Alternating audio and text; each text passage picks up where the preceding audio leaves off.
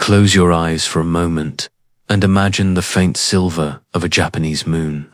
It hangs low over quiet villages, rice fields, and distant mountains. The air is still. Only the rustle of the wind through bamboo groves disturbs the silence. And under that pale glow, the outline of a lone figure can be seen.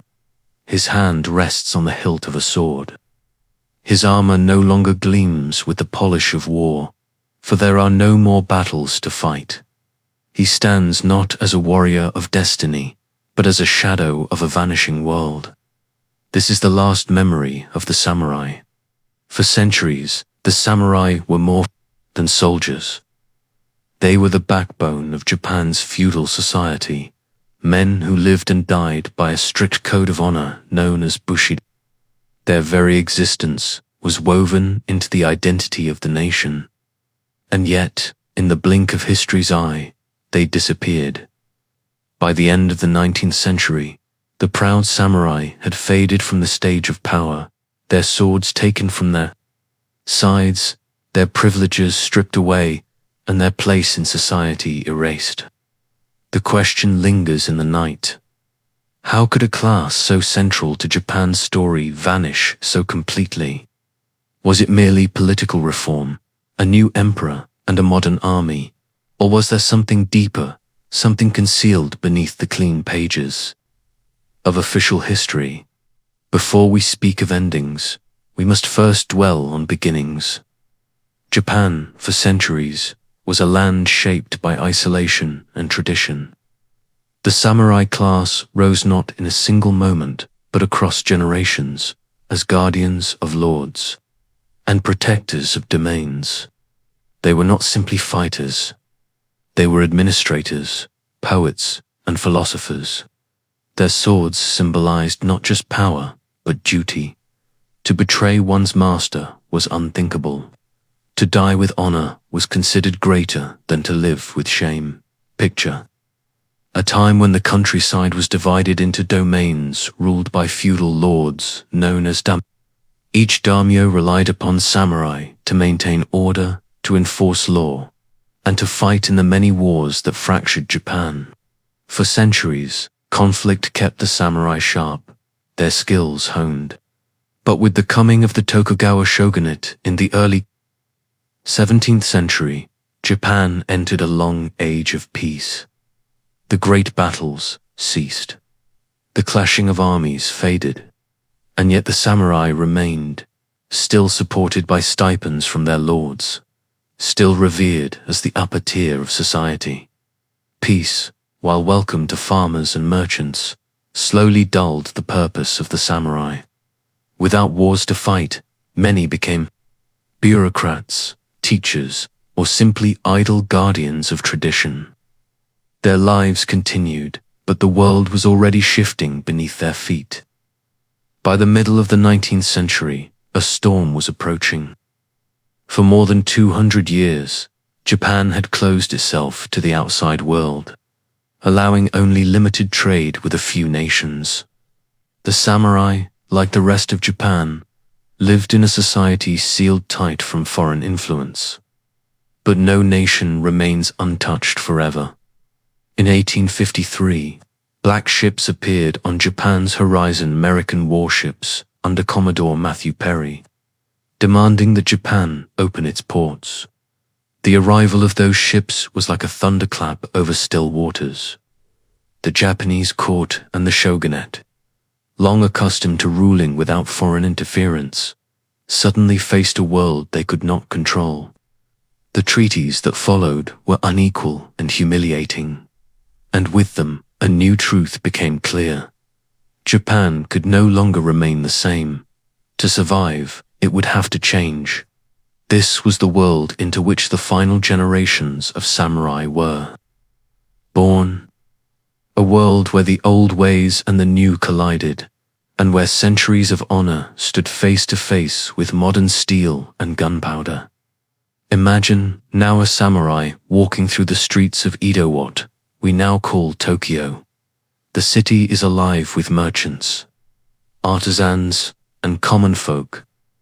Samurai stride through in pairs, their swords at their sides, proud yet uneasy. They know their status commands respect, yet something has shifted. They sense whispers of discontent, murmurs of reform, rumors of the shogunate's weakening grip. Some hold tightly to tradition, convinced that loyalty and Bushidō will weather any storm. Others feel the pull of modernity, curious about foreign weapons, foreign machines, and foreign ideas. It is a society caught between two worlds. For now, the samurai still walk in moonlight. But soon, that light will dim as we end this first step of the journey. Hold on to one question. How does a way of life end? Does it vanish in battle, with swords clashing until the last warrior falls? Or does it fade more quietly through laws, reforms, and the steady erosion of privilege? For the samurai, it was both a fading in silence and a final roar in rebellion. In the next part of our story, we will step deeper into the age of the samurai, to their golden years, their code of honor, and the beauty and burden of their existence. For only by understanding their height can we understand their fall. So, rest now as the moon sets over the last blade of the samurai. The story continues. The story of the samurai is not only about their disappearance, but also about the long centuries during which they shaped Japan's spirit. To understand their fall, we must step into their world at its height, when the figure of a samurai was not just that of a warrior, but a symbol of discipline, order, and loyalty. In the Japan of old, the land was divided into provinces ruled by powerful feudal lords called daimyo.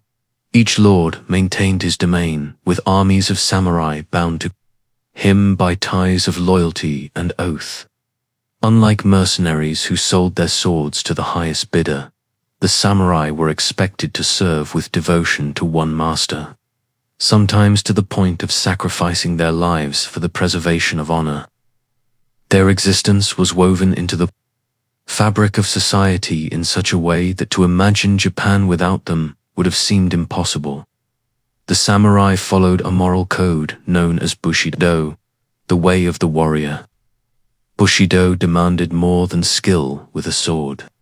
It required courage, honesty, humility, and above all, loyalty.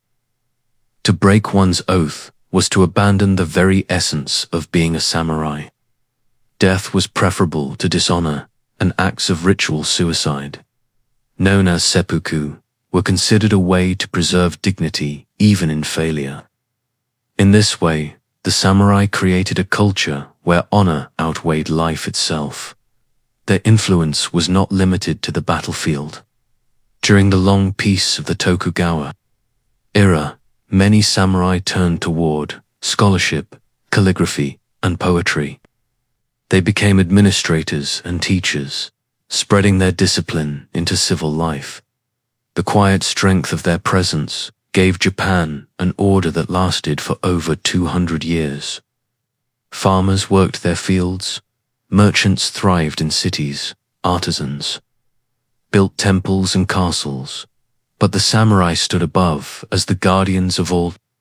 Though the swords at their sides rarely left their scabbards, they still carried the weight of centuries of warfare on their shoulders to walk through. Edo in the 17th and 18th centuries was to see the samurai everywhere. They wore two swords at their belts, the long katana and the shorter wakizashi, symbols of their rank. The common people stepped aside as they passed, bowing their heads, for the samurai embodied the authority of their lords. The gleam of steel at their hips was a constant reminder that violence could be called upon at any time to enforce order. Yet violence was not their daily purpose.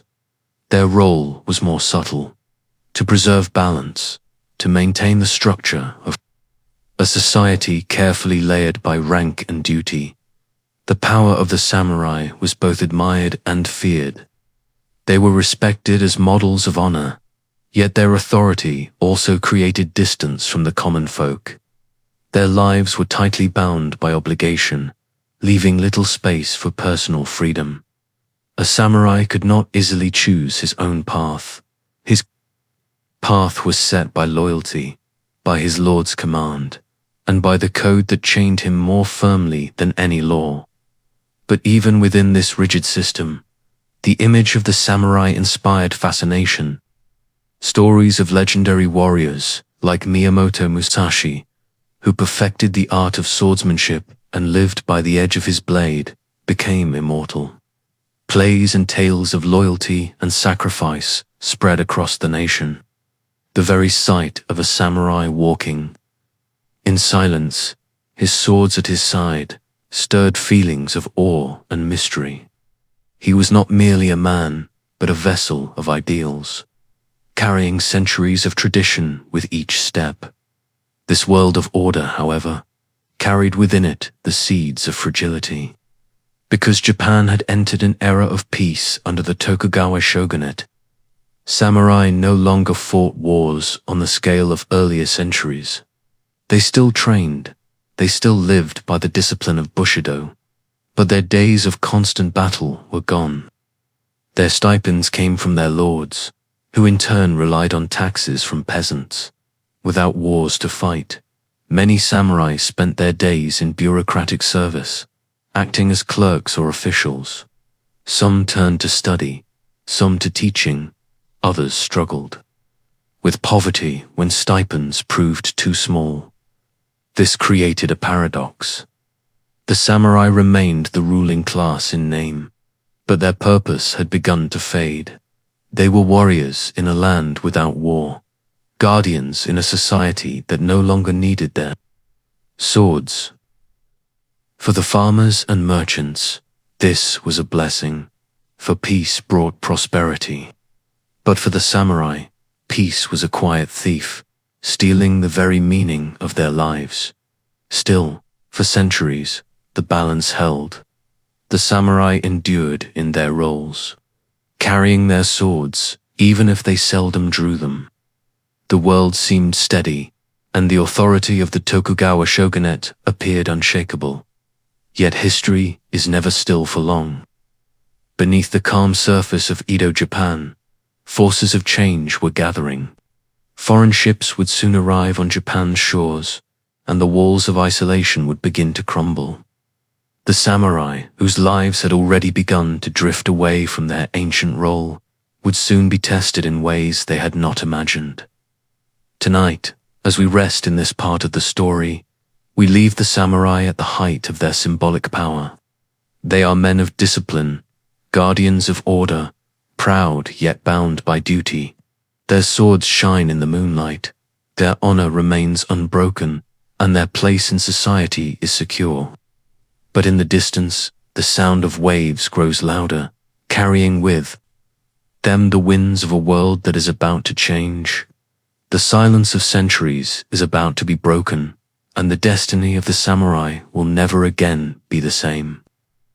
The middle of the 19th century was a time when the stillness of Japan began to tremble. For more than 2 centuries, the Tokugawa shogunate had held the nation together in a careful balance. The emperor, though revered as a sacred figure, had little direct power. Real authority rested with the shogun and his network of daimyo, who ruled their domains with the aid of samurai. The system was stable, predictable, and deeply rooted in tradition. Yet stability, when stretched across centuries, can sometimes conceal the quiet growth of weakness.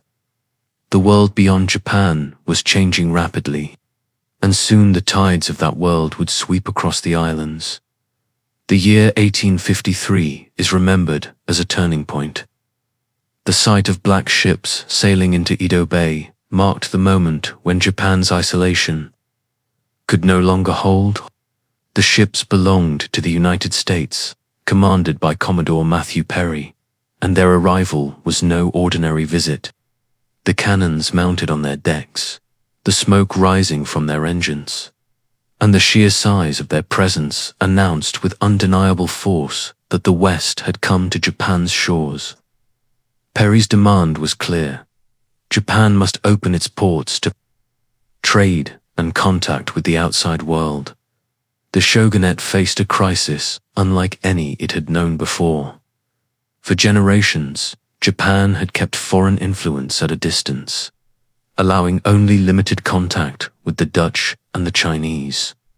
Now the Americans demanded concessions, and behind them loomed other Western powers waiting for their turn. The treaties that followed were unequal and humiliating, granting foreigners special rights and privileges that undermined Japan's sovereignty. To the samurai who had spent their lives believing in the honor and strength of their nation, this was a bitter humiliation.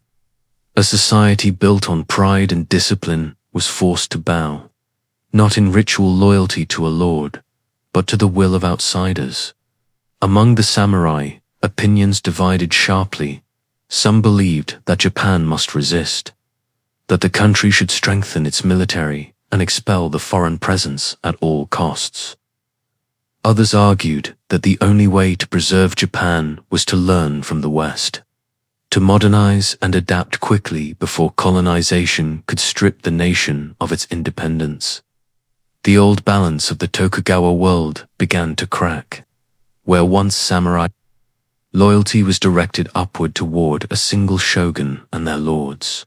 Now questions of loyalty spread like wildfire. Should they remain faithful to the shogunate, which appeared weak in the face of foreign pressure? Or should they look to the emperor in Kyoto, who for centuries had remained distant from politics, but now began to re-emerge as a symbol of national unity? The streets of Edo, once calm under the watchful presence of armed samurai, grew restless. Samurai themselves became participants in violent debates. Some assassinated officials who supported opening the country. Others turned against their fellow samurai in acts of political terror. The years that followed Perry's arrival became known as the time of Sanjeiji, the cry to revere the emperor and expel the barbarians. Behind those words was both a call for a return to purity and a recognition that Japan could no longer remain untouched. The samurai were torn between their ancient code of loyalty and the pressing demands of a modern age. The turmoil of these years revealed the fragility of the system that had held Japan in place for so long. The Tokugawa shogunate had been powerful when external threats were distant, but now the shogun appeared unable to defend the nation's honor. The emperor, once a ceremonial figure, began to rise as a beacon for those who longed for a renewal of strength and purpose. This struggle between shogun and emperor was more than a contest of politics. It was a struggle over the soul of Japan, and at its center stood the samurai, the very men whose role had always been to uphold order and stability. Yet the order was slipping away. In the provinces, young samurai debated passionately about the path forward. Some dreamed of learning Western science and military technology, of transforming Japan into a nation that could stand as an equal among the powers of the world. Others clung to the purity of tradition, unwilling to surrender the code of Bushidō to foreign machines. In their hearts, many sensed that their world was reaching an end. But few could imagine just how complete that ending would be. By the 1860s, the struggle had grown into open conflict. Clashes broke out between forces loyal to the shogunate and those who supported restoring authority to the emperor. The Boshin War, as it came to be known, would decide the future of Japan. Samurai fought on both sides, some in defense of the shogun, others in the name of the emperor. Muskets and cannons mixed with swords and arrows, a vivid display of the transition between two eras. Tradition and modernity faced each other on the battlefield. and the outcome would change the fate of the samurai forever. When the war ended in 1869, the emperor's supporters emerged victorious. The Tokugawa shogunate was dismantled, and power returned to the emperor in what came to be called the Meiji Restoration. On the surface, this was a victory for many samurai, who had invoked loyalty to the emperor as a rallying cry. But in truth, it was the beginning of the end for the samurai as a class. The Restoration did not return Japan to its past. Instead, it opened the way for sweeping reforms that would modernize the nation at a breathtaking pace. For the samurai, the years that followed would bring confusion, loss, and rebellion. They had fought to preserve Japan's honor and sovereignty, but in doing so they had unleashed forces that would strip them of their ancient privileges. The emperor, once a symbol of purity and tradition, now became the center of a modernizing state that demanded equality of all citizens, a conscript army, and a society no longer divided by rigid class. The samurai, who had once stood above, would soon find themselves standing among the common people, their swords taken from them, their stipends abolished, their identity dissolved. As we pause at this moment in the story, the old order has already fallen, the shogunate is gone, the emperor restored, and the gates of Japan are open to the world. The samurai remain, still proud, still clinging to their code, but the tide is rising against them. They do not yet know how fully their world will vanish, but the first steps have been taken. The silence of centuries has been broken, and the path ahead will lead not to the renewal of the samurai, but to their disappearance. The restoration of imperial rule in 1868 marked a turning point not only for the political life of Japan, but for every person who lived within its borders. The Meiji Restoration was not simply the replacement of one ruler with another. It was a revolution in how society itself was structured, how power was distributed, and how the nation envisioned its future. For centuries, Japan had been governed by a hierarchy where samurai stood at the top of social order beneath the daimyo and the shogun. The farmer tilled his fields, the merchant sold his wares, the artisan shaped tools and ornaments, but above them all was the warrior who carried the authority of the sword. In the years that followed the emperor's return to power, this structure was deliberately and systematically dismantled. The leaders of the new government understood that Japan's survival depended on rapid modernization. They had seen what had happened to other nations when confronted by Western imperial powers. China, once mighty, had been forced to sign unequal treaties after defeats in the Opium Wars. Colonies across Asia had fallen under European rule. If Japan wished to remain sovereign, it had to become strong. And strength in the modern world meant adopting Western science, technology, and institutions. The samurai who had long embodied Japan's military power now stood in the way of this transformation, not because of their lack of bravery, but because their very existence was tied to a system that belonged to the past. The reforms began gradually, but their impact was profound. One of the first changes was the abolition of the domains. For centuries, the daimyo had ruled their territories with their samurai, each domain functioning as a semi-independent state. In 1871, the new government dissolved these domains and replaced them with prefectures directly controlled by the central authority in Tokyo. The daimyo surrendered their lands, and with them, the samurai lost their lords.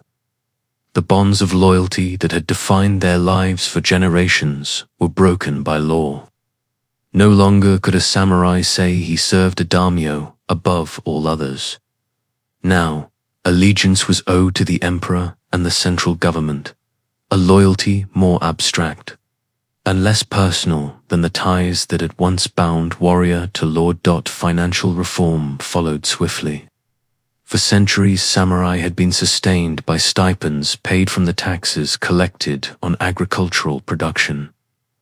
These stipends allowed samurai families to live without engaging in trade or farming, for such occupations were considered beneath their station. The new government, however, saw these stipends as a drain on resources and a relic of feudal privilege. Step by step, they converted stipends into government bonds, and then eventually abolished them altogether. Samurai, who had once lived with the assurance of income, found themselves facing poverty unless they adapted to new professions. Many were unprepared for such a change. Men who had trained with the sword since youth now had to find work as clerks, teachers, or small shopkeepers. For some it was possible, but for many it was a humiliation. Perhaps the most symbolic and painful reform was the creation of a new army. For centuries, the defense of the realm had been the duty of the samurai, who alone carried the right to bear arms. The Meiji leaders, however, recognized that modern war was fought with rifles and artillery, and that national defense could not depend on a single hereditary class. In 1873, the government introduced universal conscription. Every able-bodied man, regardless of class, could be called to serve in the new imperial army. The exclusivity of the samurai was shattered. A farmer's son could now wear the uniform of a soldier, carry a rifle, and claim the same duty that had once belonged only to warriors of noble rank. Alongside these reforms came laws that struck directly at the outward symbols of the samurai identity. The wearing of swords, once the mark of their privilege, was gradually restricted and then outlawed in public life. To a samurai, the sword was more than a weapon. It was the soul of his honor, a constant companion, a reminder of duty. To be told he could no longer wear it was to be told that his soul itself no longer held a place in society. The edicts against the wearing of swords were experienced not just as regulations, but as a profound stripping away of identity. Imagine the scene in a city street during these years. Merchants conduct their trade.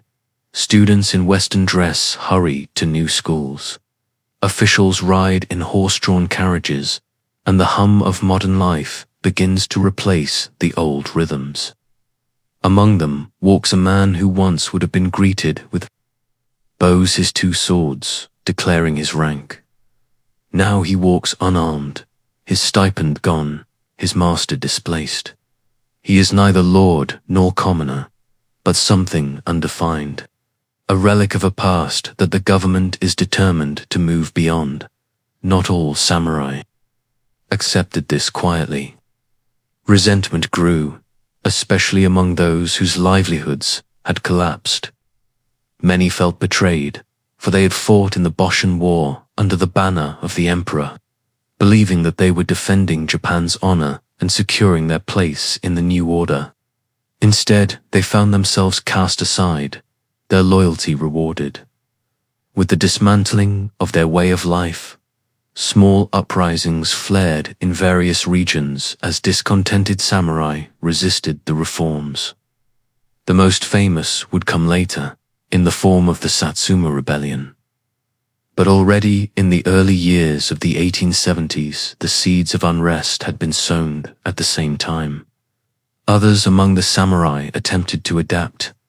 Some embraced Western learning, entering government service, studying abroad, or becoming officers in the new army.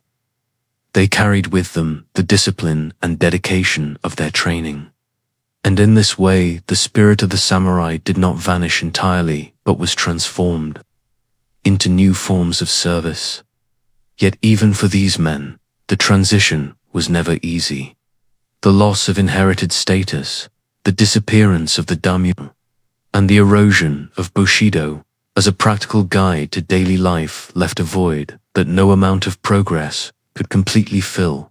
The Meiji government pressed forward relentlessly, for it understood that hesitation could mean national ruin.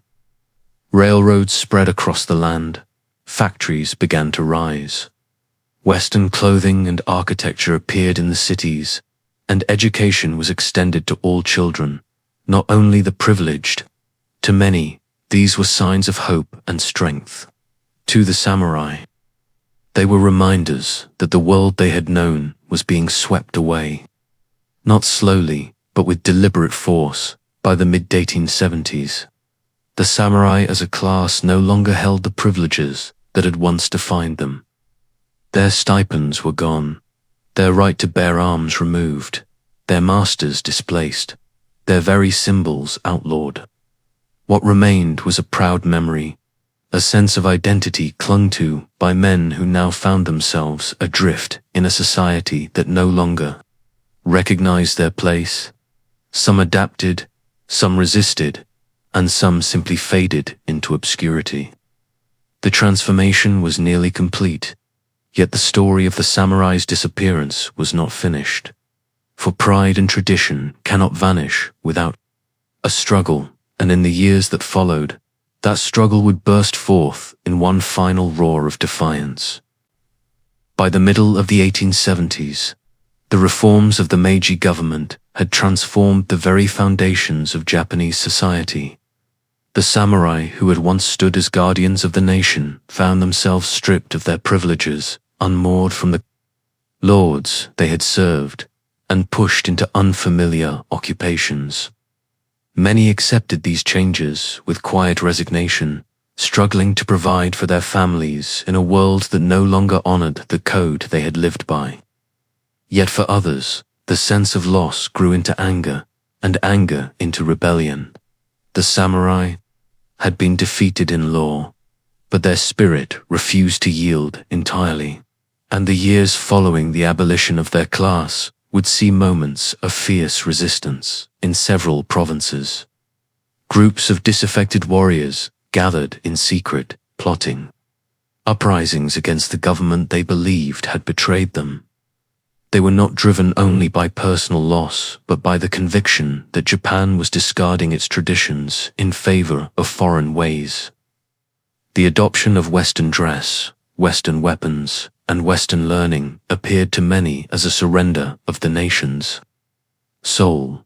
These samurai believed that the emperor they had once defended had been misled by advisors who sought to erase centuries of heritage in the name of modernization. Their loyalty to the emperor remained, but they saw themselves as defenders of a true Japan against those who now ruled in his name.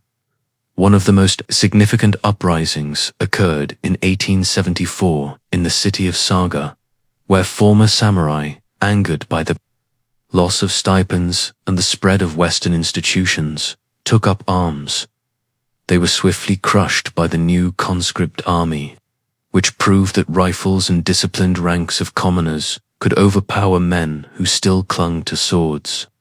For the rebels, it was a humiliating realization. The tools and tactics that had once made the samurai invincible were now relics, unable to stand against modern firepower. Other disturbances followed, in CHSH, in Kumamoto, and elsewhere. Each time the pattern repeated itself. Samurai gathered in defiance, raising banners of loyalty to the old ways. And each time they were defeated by the government's forces. The rebellions were small compared to what was to come, but they revealed a widening gap between tradition and modernity. The new Japan was being built on foundations of steel, education, and bureaucracy.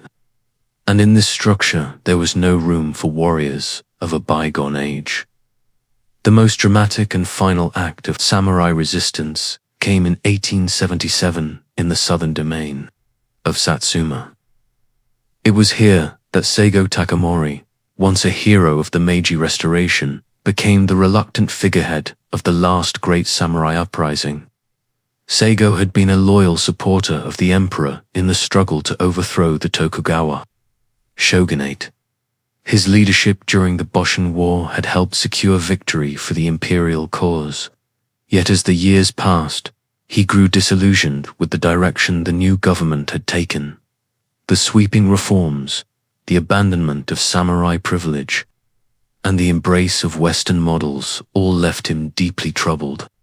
Though revered by many as a man of virtue and loyalty, Seigo could not reconcile himself to the changes that swept the nation. When young, disaffected, samurai in Satsuma began to train secretly and stockpile weapons, their eyes turned to Seigo. As a leader, at first he hesitated, reluctant to rise against the emperor he had once served so faithfully. Yet circumstances and loyalty to his followers drew him in. By early 1877, the Satsuma Rebellion had begun, with tens of thousands of samurai rallying to his cause. It was the last great stand of a warrior class that refused to fade quietly into history. The conflict that followed was brutal and tragic. The imperial government deployed its modern conscript army, equipped with rifles, artillery, and the discipline of Western training. Against them stood men wielding swords, some carrying firearms, but many fighting with the spirit of warriors, who believed they were defending the true essence of Japan. The battles were fierce, but the outcome was never truly in doubt. The might of modern weaponry overwhelmed the valor of tradition. The rebellion culminated in the Battle of Shiroyama, a moment etched in the memory of Japan as the final act of the samurai. Seigo and his dwindling band of followers, reduced from thousands to a few hundred, faced overwhelming imperial forces on a hillside overlooking Kagoshima, surrounded and outgunned. They fought with the desperation of men who knew that defeat meant not only death, but the end of their way of life. As the guns roared and the smoke filled the air, the samurai charged again and again, their blades flashing in defiance of the rifles and cannons arrayed against them. When the battle ended, Seigo lay mortally wounded, and nearly all of his followers were dead. Shiroyama was not only a military defeat, but a symbolic one.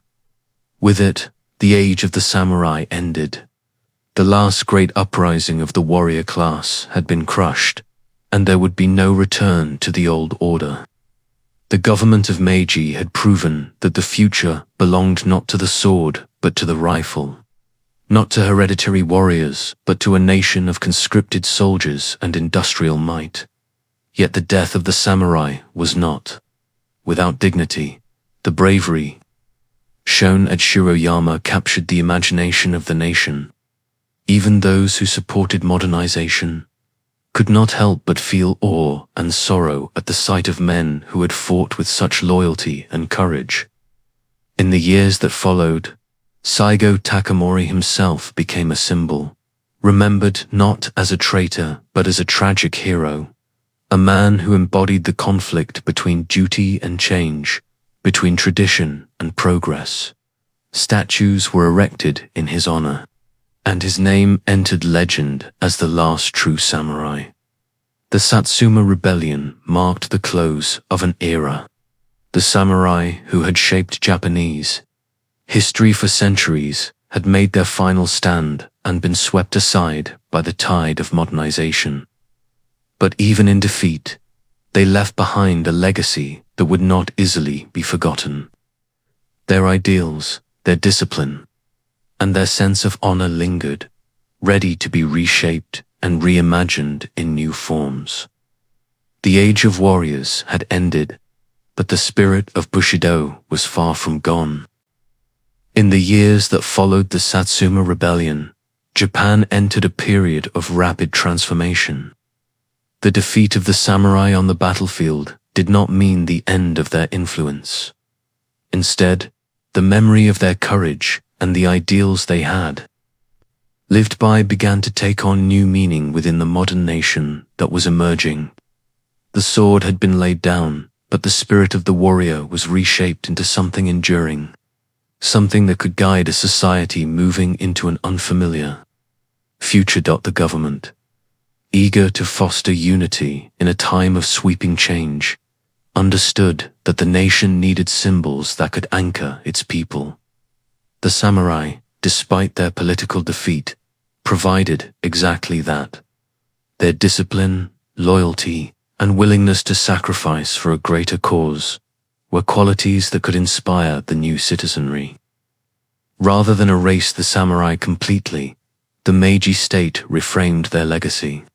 The code of Bushidō, once the private ethic of a warrior elite, began to be presented as the moral foundation of the entire nation.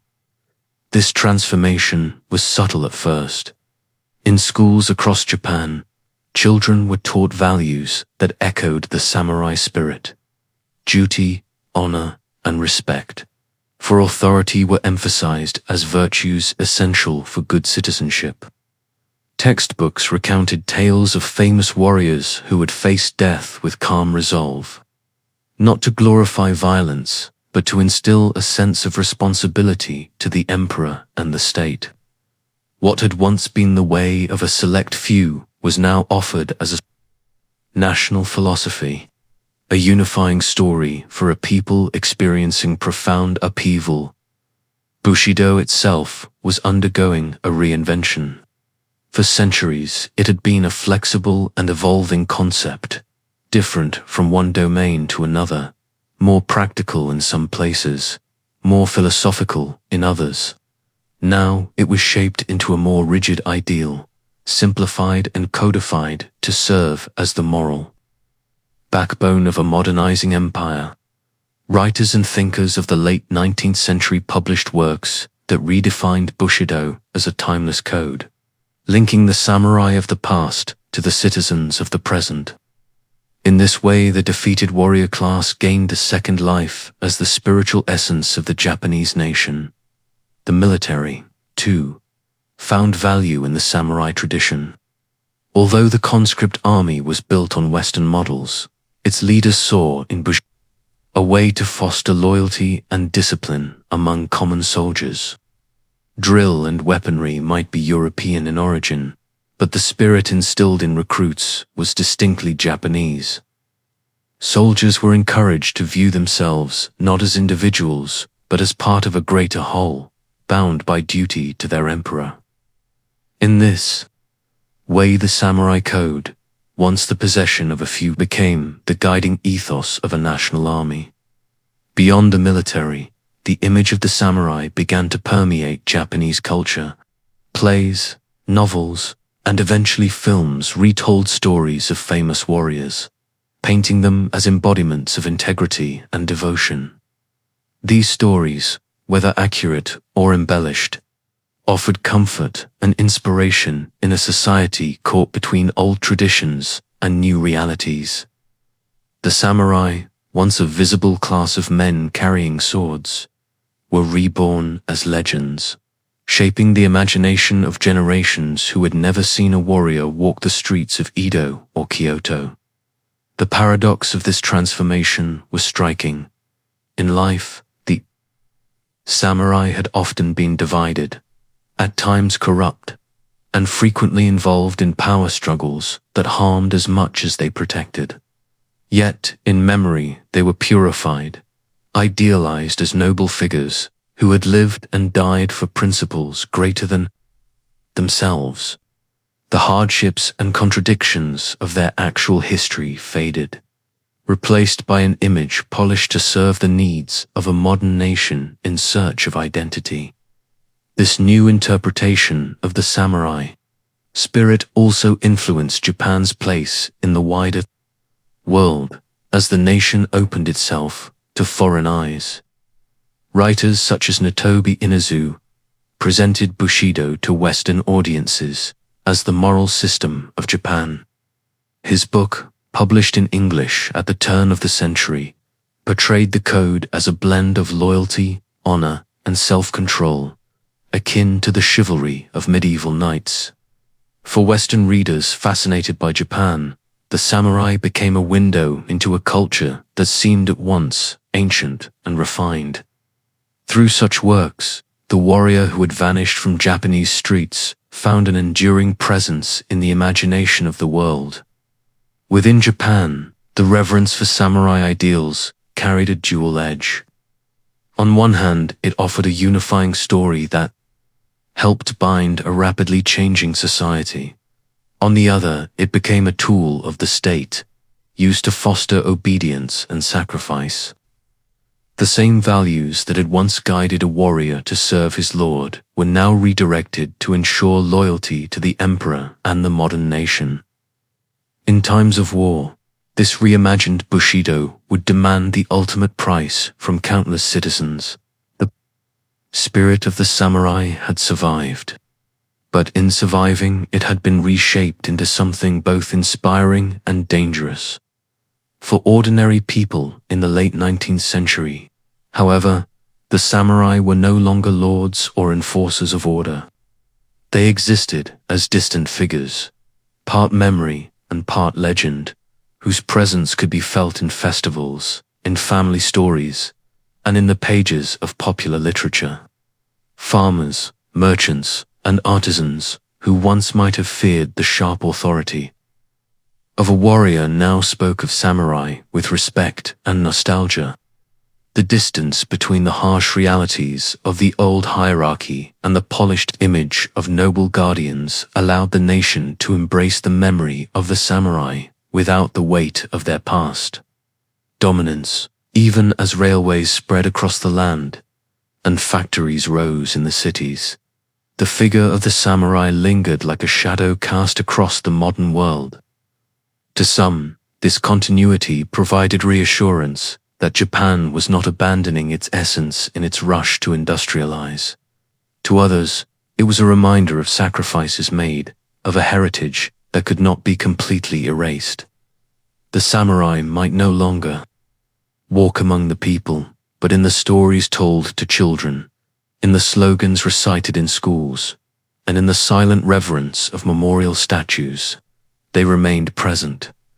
In this way, the disappearance of the samurai was not a clean break, but a transformation. They had been defeated as a class, removed as a social order, and silenced as a political force.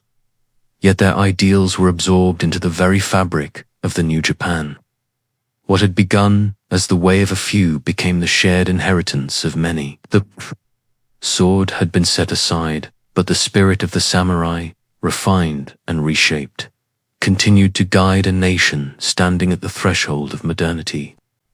As the 19th century gave way to the 20th, Japan stood transformed. The feudal world of castles, retainers, and hereditary privilege had vanished, replaced by the hum of industry and the structure of a modern state. Yet beneath the steel of railways and the glow of gas lamps, the spirit of the samurai lived on in ways that even those warriors of old might not have imagined. Their code, reshaped by governments and thinkers, had seeped into the marrow of the nation. The schools of the Meiji era had taught a generation of children that loyalty to the emperor was the highest duty.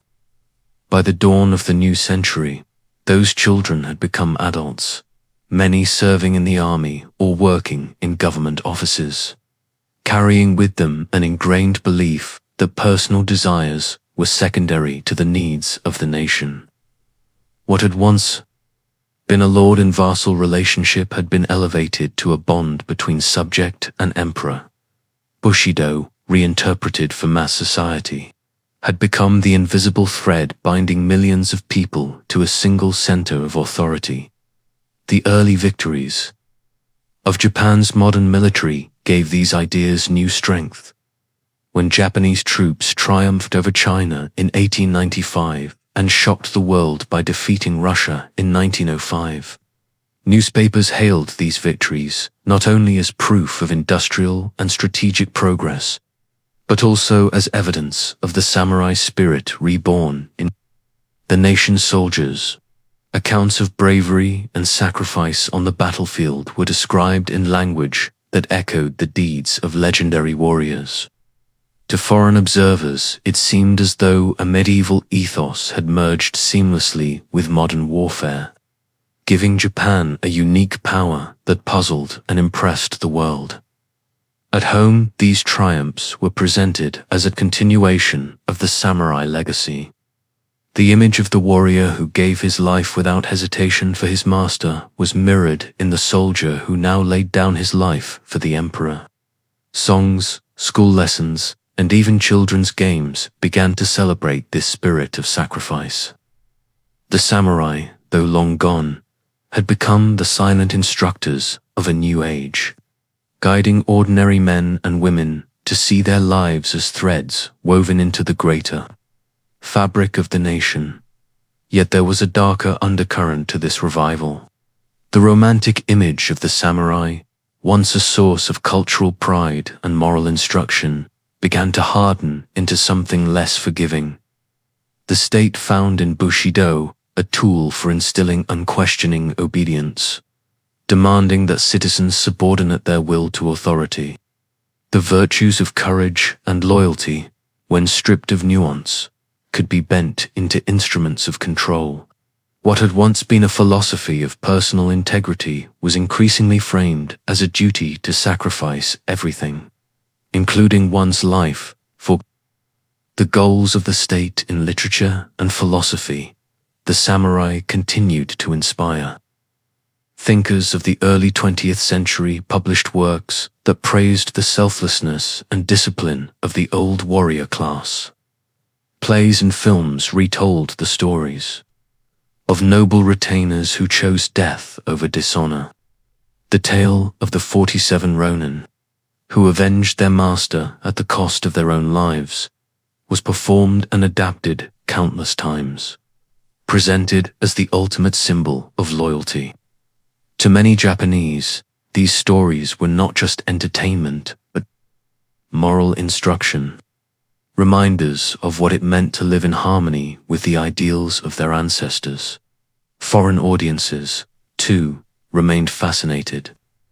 Western writers drew parallels between Bushidō and the chivalry of knights, romanticizing the samurai as figures of timeless honor. This global interest reinforced Japan's self-image as a nation rooted in an ancient moral tradition, even as it pursued modern power. The samurai had become ambassadors of a kind, symbols of a unique cultural identity that could command both respect and fear. As Japan's ambitions expanded in the early 20th century, the samurai spirit was invoked, more frequently in politics and military rhetoric. Leaders spoke of reviving the courage of the warriors who had once defended their domains with sword and bow. Soldiers were encouraged to embrace death as a noble destiny, a modern echo of the samurai who faced battle without fear.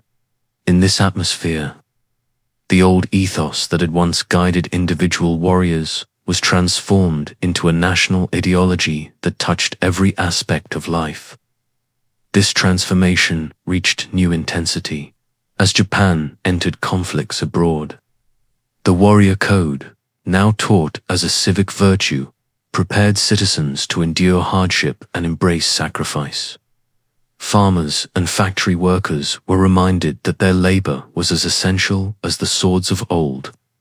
Soldiers were told that to fall in battle was not a loss, but a fulfillment of the highest duty.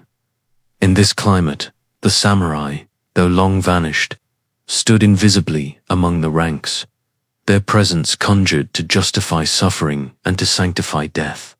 For many ordinary people, the figure of the samurai became both a source of pride and a heavy burden. Parents told their children that they must live with honor, that they must not shame their ancestors. Schools reinforced the same lessons, blurring the line between education and indoctrination. To fail in duty, whether in work, in study, or in battle, was seen as a stain not only on the individual, but on the family and the nation. The ideals that had once guided a small class of warriors were now carried by an entire society, shaping lives in ways that were both uplifting and oppressive. By the 1920s and 1930s, As the world faced economic turmoil and political unrest, the samurai image became a rallying point for nationalism. Leaders portrayed Japan as the heir of a unique tradition, destined to stand apart from and above the Western powers. The discipline of the samurai was held up as proof that Japan could endure trials that would break other nations. The spirit of Bushidō, so often invoked, became inseparable from the rhetoric of expansion and conquest. In these years, the line between myth and reality blurred even further. The samurai who had once walked the streets of Edo or stood guard at castle gates were long gone, their daily lives forgotten. What remained was a legend, reshaped and retold until it served the needs of a new age. The image of the noble warrior, ready to sacrifice everything, became a mirror in which an entire nation was asked to see itself. The story of the samurai had begun in the mists of feudal conflict, had passed through centuries of service and struggle, and had seemingly ended with the clash of rifles and cannon during the Meiji era. Yet in truth, the story was far from over. In the 20th century, the samurai lived again, not as men of flesh and blood, but as symbols, as ideals, as tools in the hands of leaders who understood the power of legend. Their disappearance from history had not been a vanishing, but a transformation, one that carried consequences for generations yet to come. When the storm of the Second World War gathered, Japan stood at a crossroads of ambition and destiny. The old image of the samurai, already reshaped by decades of education and national rhetoric, was brought forward once again as a guiding flame. Soldiers, sailors, and pilots were told that they were the inheritors of an unbroken tradition of loyalty and courage. The samurai may have vanished from the world of swords and armor, but in the minds of wartime leaders, they had never been more alive. Training manuals and official proclamations invoked the warrior code with a frequency that left no doubt about its intended role: to live with honor, to die with honor, to hold nothing back for the self, but to offer everything to the emperor and the nation. These were presented as the highest virtues. For young men drafted into the army and navy, the lessons of Bushidō were not abstract philosophy, but a daily discipline. They were taught to endure hunger, cold, and exhaustion without complaint, to see personal suffering as a small price for collective glory. On the battlefields of China and later across the Pacific, this ethos shaped the conduct of Japanese troops. Reports of soldiers fighting to the last, refusing to surrender even in hopeless circumstances, were celebrated as proof that the samurai spirit still burned. To fall in battle was portrayed not as defeat, but as the natural fulfillment of duty. Families who received word of a son's death were told not to mourn but to rejoice, for he had joined the eternal company of loyal warriors. The grief of individuals was thus woven into a larger story of sacrifice and honor. The most dramatic expression of this spirit came in the form of the kamikaze, the pilots who steered their planes on one-way missions against enemy ships. To the outside world, these acts seemed incomprehensible, but within Japan they were framed as the ultimate echo of the samurai ethos. Just as a warrior of old might offer his life in service to his lord, so too did the pilot offer his life to protect the emperor and the nation. Poems were written, songs composed, and films produced that elevated these sacrifices into acts of sublime devotion. In these stories, the samurai were not figures of the past, but companions in spirit, standing beside the pilots as they took their final flight. Yet behind the public rhetoric, there was complexity and tragedy. Many of those who gave their lives were not motivated by ancient ideals, but by pressure, fear, or the absence of choice. To refuse such a mission was to invite shame, to dishonor one's family, to live with a stigma that could never be erased. The mythology of the samurai, once a guiding path of honor, had become a powerful instrument of coercion. The same virtues that had inspired generations were used to silence doubt and demand obedience. In the homes of ordinary families, the shadow of the samurai was ever present. Children recited lessons that praised loyalty and sacrifice. Mothers were told that to give a son to the war was to fulfill a sacred duty. Newspapers and radio broadcasts repeated the message that the nation was strong because it carried within it the spirit of its warrior ancestors. The past and the present were blended into a single narrative, one that left little room for individual sorrow or questioning. As the war dragged on and the tide turned against Japan, this invocation of the samurai spirit grew more desperate.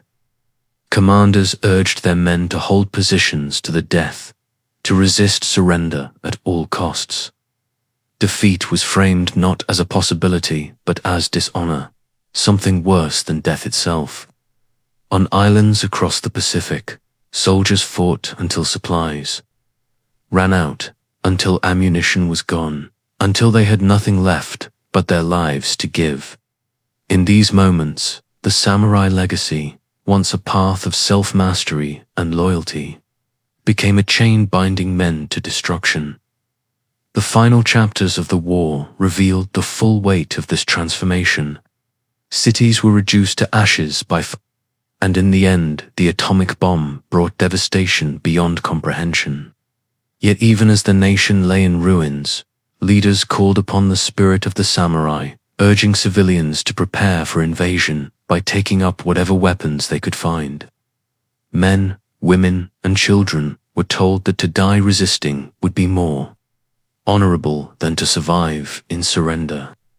The warrior code that had once guided an elite class now enveloped an entire nation, pulling it toward collective sacrifice. When surrender finally came in 1945, it was a moment that shook the foundations of identity. The emperor himself, once seen as a living embodiment of divine authority, spoke directly to the people for the first time, asking them to endure the inevitable. For many, it was as though centuries of belief had collapsed in an instant.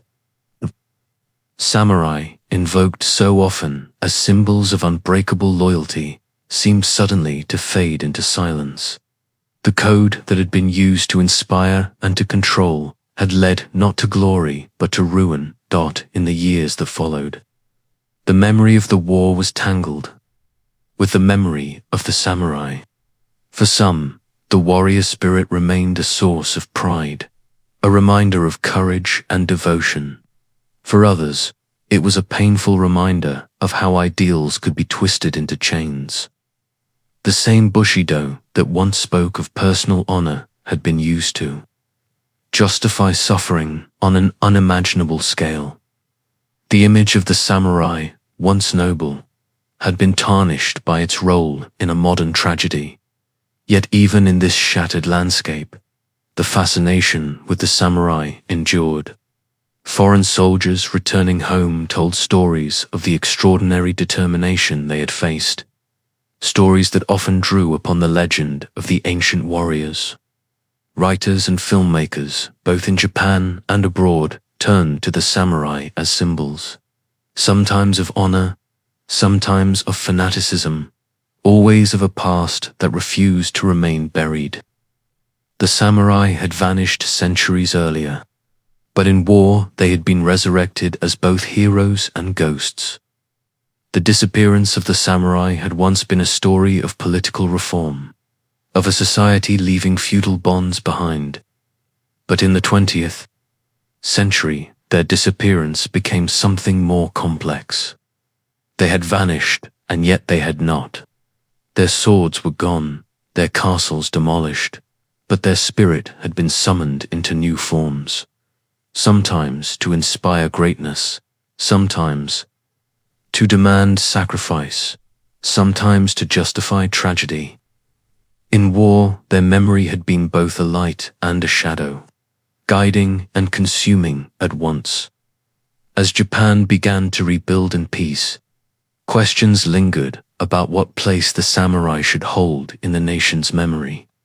Were they noble figures of integrity?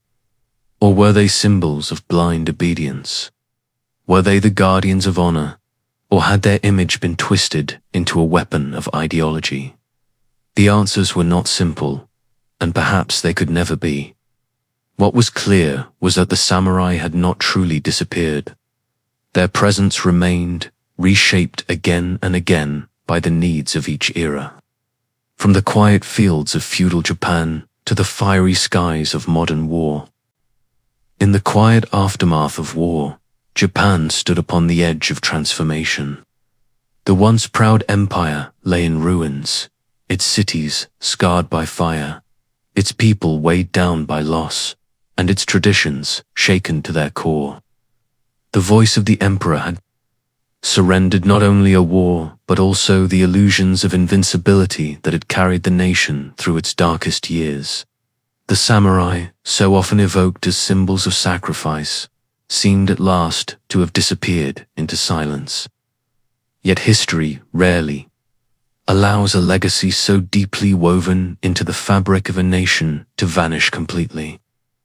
What followed was not the end of the samurai, but their rebirth, shaped by the needs of a new era. As Japan rebuilt, the country found itself under the watchful eye of occupation forces. Censorship and reform sought to prevent the resurgence of militarism, and the ideals of blind loyalty and unquestioned sacrifice were cast aside. Yet the memory of the samurai did not fade with these prohibitions. Instead, the warrior class that had once embodied feudal loyalty and later wartime zeal was reimagined in softer, more reflective tones. The samurai became not the instruments of obedience, but the guardians of culture, honor, and artistry. Filmmakers were among the first to carry this new vision to the world. Directors such as Akira Kurosawa took the samurai from dusty history books and placed them once more upon the screen. His films did not merely depict warriors with swords, but human beings caught between duty and conscience, between tradition and change. Stories like these resonated far beyond Japan's borders, offering foreign audiences a glimpse into a world at once exotic and universal. Viewers in Europe and America, weary of their own wartime scars, saw in these tales not propaganda, but parables of courage, sacrifice, and humanity. The samurai of the screen became ambassadors of a redefined Japan. Instead of the fierce images of wartime soldiers fighting to the death, the new portrayals emphasized integrity, loyalty, and quiet strength. They embodied resilience without fanaticism, discipline without cruelty. This vision captured the imagination of audiences worldwide, planting the samurai firmly in the global consciousness as symbols of timeless wisdom rather than relics of a feudal past. Through the medium of cinema, the samurai were no longer bound to Japan alone. They had become citizens of a wider cultural imagination. Literature, too, played a vital role in this transformation. Scholars and writers revisited the texts of Bushidō, reinterpreting them not as rigid codes of obedience, but as philosophies of self-discipline and personal honor. In these readings, the samurai were not agents of destruction, but teachers of inner strength. Their lives became metaphors for the struggles of modern existence, where the true battlefield was not a field of war, but the challenges of daily life. The words of long-dead warriors were recast as guides for perseverance, resilience, and balance. In classrooms across Japan, the teaching of history shifted as well. Where once children had been told to emulate the self-sacrifice of their warrior ancestors, they were now taught to see the samurai as part of a rich cultural heritage, neither glorified beyond question nor erased in shame. Lessons spoke of their contributions to art, poetry, and philosophy, reminding students that the samurai were more than soldiers. They were also patrons of beauty, guardians of ritual, and seekers of meaning. The new Japan sought to build peace upon the ruins of war, and in doing so, it reimagined its past to emphasize creativity and spirit over violence. Outside Japan, the samurai became part of a growing fascination with the East. Martial arts schools flourished in the West, often drawing upon the legends of samurai discipline as inspiration. Dojos across America and Europe spoke not only of physical technique, but of mental clarity and respect. The image of the samurai was invoked to lend a sense of tradition and authenticity to practices that bridged cultures. Through such exchanges, the samurai became teachers once more, guiding students thousands of miles away in lessons of focus and honor. Popular culture soon took hold of this fascination. Novels, comic books, and eventually television shows embraced the samurai as characters of mystery and power. They appeared not only in tales of historical Japan, but in imaginative reworkings that placed them in new worlds and new contexts. In this way, the samurai became universal archetypes, standing alongside knights, cowboys, and other figures of courage and discipline in the shared mythology of the modern world. What had once been the exclusive heritage of Japan had now become part of a global story. This global embrace fed back into Japan itself. As the country rose from devastation to become an economic powerhouse, it also cultivated pride in its cultural exports. The samurai, now admired around the world, became symbols of national identity that could be shared without fear. They represented not the militarism of the past, but the creativity and resilience of a people who had endured and transformed. Tourists came to Japan seeking temples, castles, and museums, eager to walk in the footsteps of warriors who had become legends. The samurai thus played a role in healing Japan's image on the world stage, offering fascination instead of fear.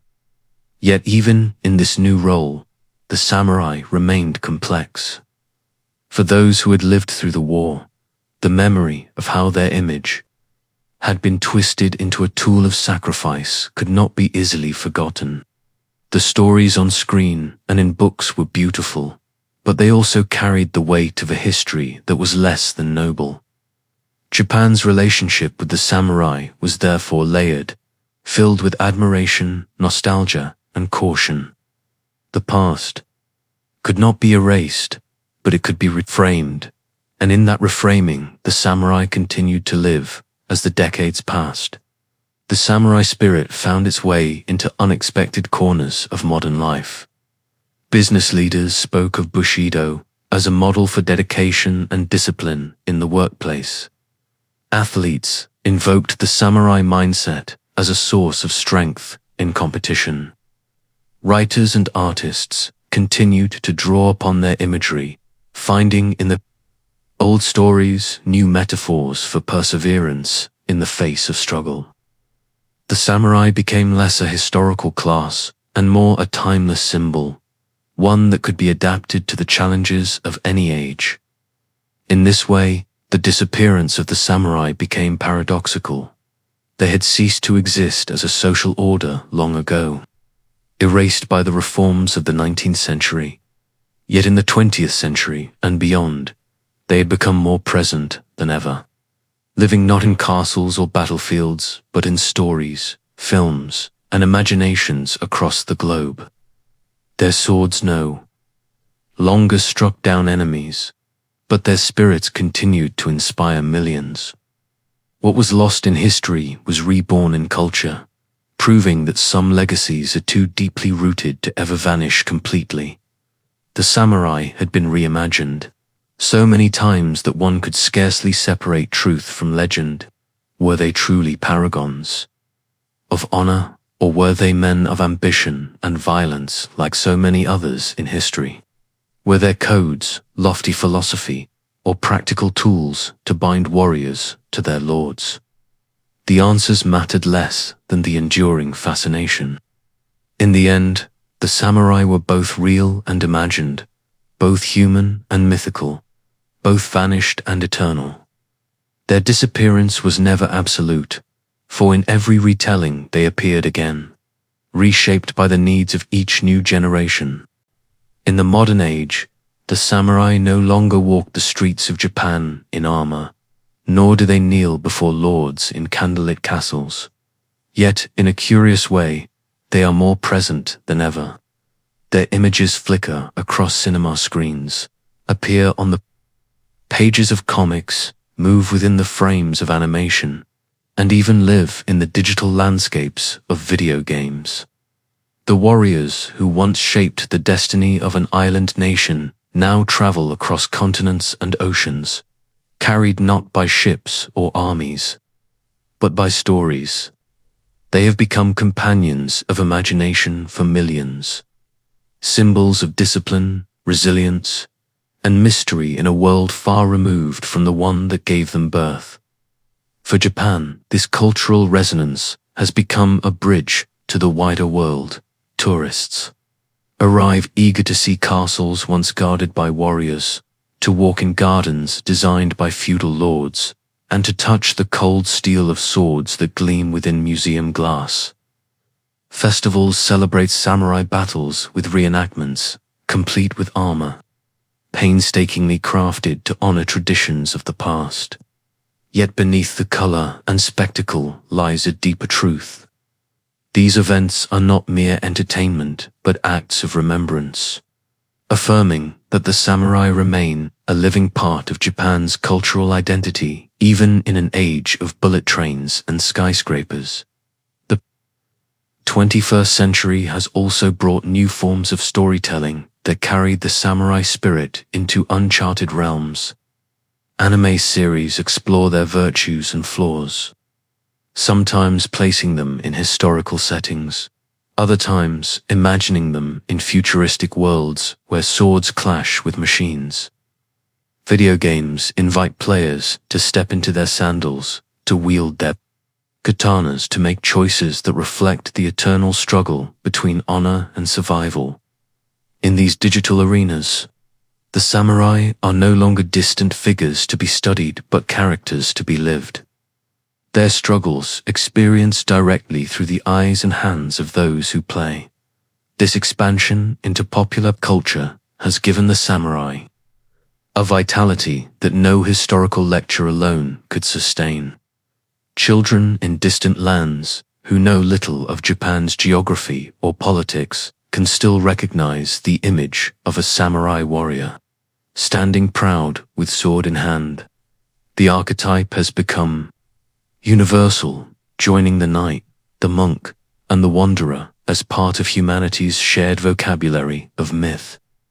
In this way, the samurai have transcended the limitations of history, becoming not merely Japanese, but global. Yet, even as they are celebrated in these modern forms, the samurai continue to raise questions about the values they embody. What does honor mean in a world where loyalty is no longer sworn to feudal lords but to ideals, communities, or even personal dreams? How does discipline translate to an age shaped by technology and distraction? The samurai provide no simple answers, but their stories invite reflection. The code they followed, however imperfect, reminds us that strength is not only physical but moral, and that identity is forged as much by choices as by circumstances. In Japan itself, the samurai spirit is sometimes invoked in unexpected places. Business leaders speak of perseverance and dedication in terms reminiscent of Bushidō, suggesting that success in global markets requires the same focus once found on the battlefield. Athletes draw upon the imagery of the warrior to inspire their training, finding in the samurai a model of determination and endurance. artists return to the aesthetics of their armor and weapons, creating modern works that echo the elegance of ancient craftsmanship. Through these echoes, the samurai remain interwoven with the rhythms of contemporary life at the same time. Historians continue to peel back the layers of legend, reminding us that the samurai were not always paragons of virtue. They were human beings bound by systems of power, often ruthless in their struggles, sometimes failing to live up to the ideals later ascribed to them. To confront these truths is not to diminish their legacy, but to deepen it, for it reminds us that the figures we revere were not gods, but people. Their greatness lay not in perfection, but in the way their stories continue to inspire, challenge, and provoke thought across centuries. In the global imagination, the samurai have also come to symbolize a longing for balance in a chaotic world. In an era defined by speed and noise, the image of the warrior meditating in silence, tending to his sword, or composing a poem before battle speaks to a desire for calm within the storm. The rituals of the samurai, once practical and spiritual, preparations for war, now appear as metaphors for mindfulness, for living with intention, for finding dignity in simplicity. It is no surprise that practices such as meditation, martial arts, and traditional crafts often find themselves linked with samurai ideals, offering modern seekers a path to inner steadiness. The paradox of the samurai lies in their disappearance and persistence. As a social class, they vanished more than a century ago, their privileges dissolved by the reforms of the Meiji era. As warriors, they became obsolete in the face of modern armies, their swords no match for rifles and cannons. Yet as symbols they endure, adapting to each new context, whether in the classroom, the cinema, or the digital screen. They are at once gone and eternal, absent from reality but alive in memory and imagination. As the world moves deeper into the 21st century, the samurai will no doubt continue to evolve. They may appear as cybernetic warriors in futuristic tales, or as guardians of tradition in stories that look backward with nostalgia. They may be invoked in leadership seminars or in the quiet reflections of individuals seeking meaning in their own lives. However they are imagined, they will remain a reminder of the human search for purpose, for discipline, for a sense of belonging to something greater than oneself. In the end, the story of the samurai is not only a Japanese story. It is a human story, a testament to the way ideals can outlive institutions, and how symbols can survive long after their practical roles have ended. The samurai began as men who served their lords with sword and oath. They became warriors who defended an island nation. They were transformed into icons of loyalty and sacrifice in times of war. And now, they live as teachers, entertainers, and inspirations for people across the world.